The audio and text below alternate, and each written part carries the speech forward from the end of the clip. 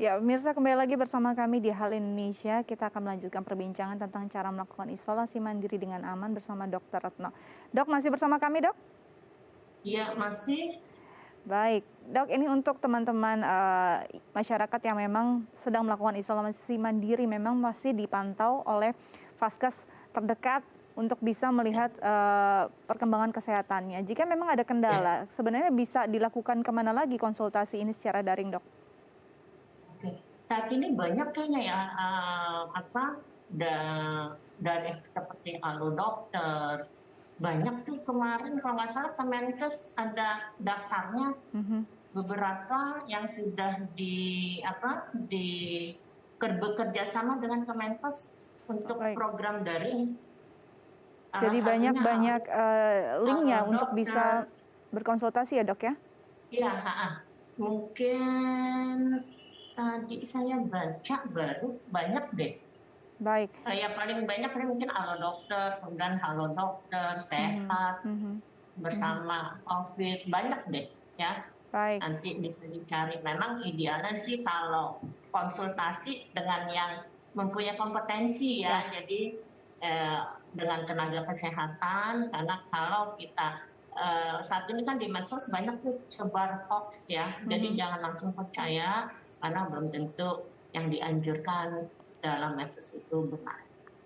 Baik, Dok, beberapa berita terakhir ini banyak sekali yang beredar terkait pasien yang meninggal saat melakukan isolasi mandiri. Ya, Bagaimana dokter melihat hal ini?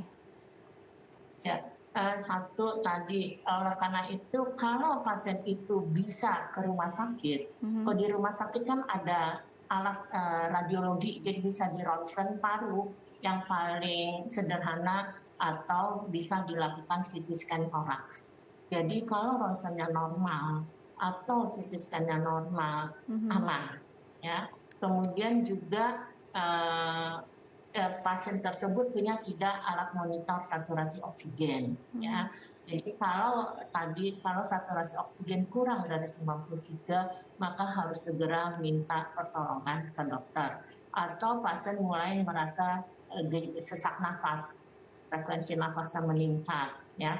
Nah, itu harus segera ke dokter. Mhm. Kemudian juga apakah lansia? Lansia kan lebih rentan. Jadi kalau lansia harus lebih berhati-hati, apalagi kalau punya banyak penyakit penyerta seperti sakit diabetes, jantung, penyakit paru kronik, maupun penyakit-penyakit autoimun. Nah, itu juga harus waspada.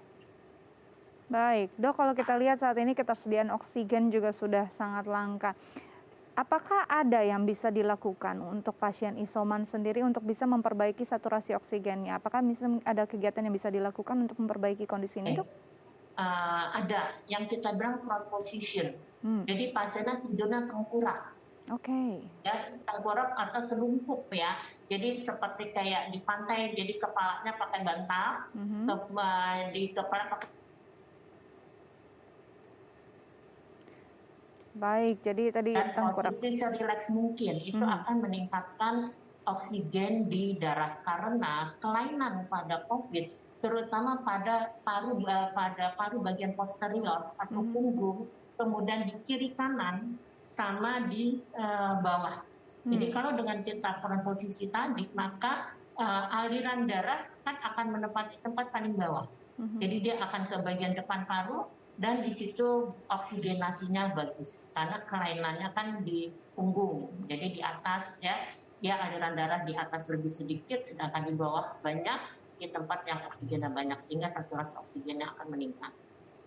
Baik, itu tadi saturasi. Kalau imun sendiri ini sangat berpengaruh juga pada proses penyembuhan. Apa yang bisa dilakukan? Ya, Apakah memang vitamin yang diberikan selama ini sudah cukup untuk bisa booster imun ini sendiri, Dok? misal satu memang faktor usia pengaruh ya. Oke. Anak dan orang tua kan sistem imunnya lebih rendah dibanding yang dewasa muda. Ya, kalau ya untuk tambahan itu bisa dengan vitamin C, vitamin D, ya dosisnya misal vitamin C cukup 500 miligram atau sampai 1000 miligram per hari. Kemudian vitamin D-nya antara 1000 sampai 5000 satu kali sehari, ya. Kemudian juga zinc, vitamin E, ya, kemudian juga mineral, selain itu makanan yang cukup bergizi, jadi cukup protein, jadi minum susu bagus ya, kemudian juga olahraga ringan tadi. Selain itu juga dengan perlu dukungan keluarga, jadi jiwanya sehat, baik ya, kemudian juga berdoa, ya, tidak boleh dilupakan.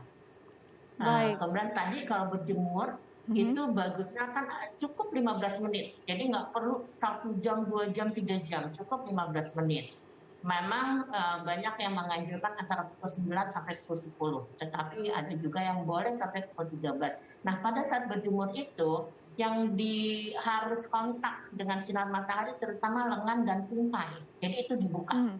Sedangkan muka sebaiknya hindari kena matahari, jadi boleh pakai topi ataupun dan juga pakai masker, tetapi lengan dan tungkai yang dibuka. Oke, ini satu pengetahuan luar biasa ya dok ya. Baik dok, terakhir mungkin apa Ya. imbauan dokter kepada pasien COVID-19 yang mungkin saat ini sedang melakukan isolasi mandiri di rumah mereka masing-masing dok? Ya, satu tujuan kita isolasi mandiri adalah memutus mata rantai, ya. Jadi supaya tidak jadi penularan. Jadi tadi kadang-kadang pasien isolasi mandiri tapi dia lupa makannya masih kumpul dengan keluarga yang lain. Jadi tetap ya, satu harus tetap tidak boleh atau hindari kontak dengan keluarga yang lain. Kalaupun harus kontak harus berjarak minimal 1 meter. Kemudian juga pasien harus tetap pakai masker, sedangkan keluarga yang lain juga harus pakai masker. Kemudian tetap melakukan kegiatan harian seperti tadi buka jendela supaya atau buka pintu supaya cahaya matahari dan sirkulasi udaranya baik, berjemur, rajin cuci tangan, olahraga rutin, makan bergizi. Kalau bisa juga kalau mandi sampai cuci rambut supaya kalau ada virus-virus yang nempel di tubuh bisa lepas. Makanannya tadi bergizi, kemudian juga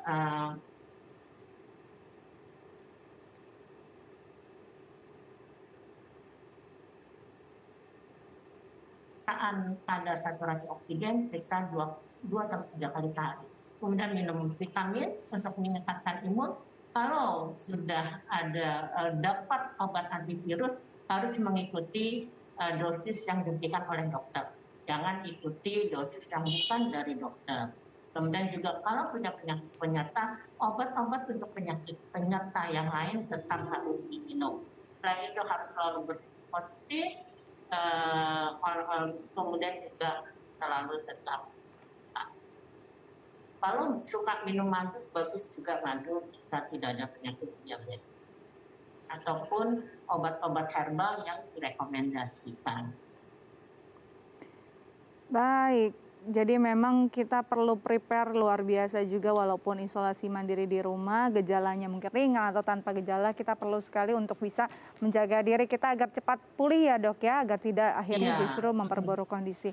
Dan pastikan untuk berjaga jarak pada keluarga lain agar tidak tertular, terpapar dan bisa memutus rantai COVID-19. Dok, terima kasih banyak cuci sudah. tangan juga. Betul, cuci tangan ini penting ya dok ya. Iya, jangan memegang wajah juga itu penting. Baik, dok, terima kasih banyak sudah berbagi bersama kami di Halo Indonesia. Tetap jaga kesehatan dok, selamat kembali beraktivitas. Ya pemirsa, usai jeda kita akan menghadirkan informasi menarik dan inspiratif lainnya. Karena itu jangan kemana-mana, tetap bersama kami di Halo Indonesia.